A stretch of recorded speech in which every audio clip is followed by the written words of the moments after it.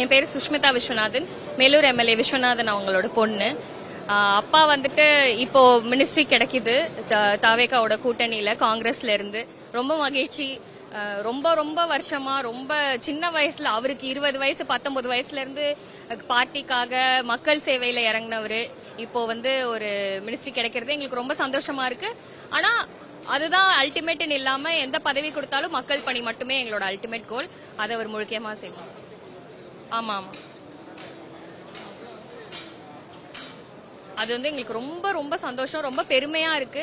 இவ்ளோ பெரிய ஒரு மைல் ஸ்டோன்ல நாங்களும் ஒரு சின்ன பங்கு வகிக்கிறோம் அப்படின்னு நினைக்கும் போது ரொம்ப சந்தோஷமா இருக்கு. அதுக்கு அதை நடத்தி கொடுக்கிற எல்லாருக்கும் ரொம்ப தேங்க்ஸ், எல்லா பார்ட்டி எல்லா லீடர்ஸ்.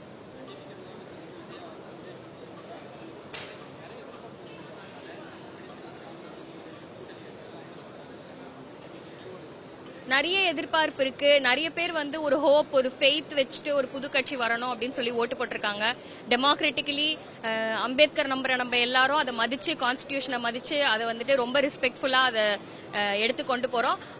அந்த ஃபெய்த், அந்த ஹோப்பை கண்டிப்பா இந்த தலைமை நல்லபடி செய்யும் அப்படின்ற நம்பிக்கை நம்ம எல்லாருக்கும் இருக்கு. இப்போ இவங்க இந்த கூட்டணி மந்திரி சபையை அதுக்கான ஒரு ஸ்டெப்பா நம்ம நினைக்கலாம். அதனால நல்லது நடக்கும். நடந்துருச்சு. எவ்வளவு ஹாப்பியா ஃபீல் பண்றீங்க?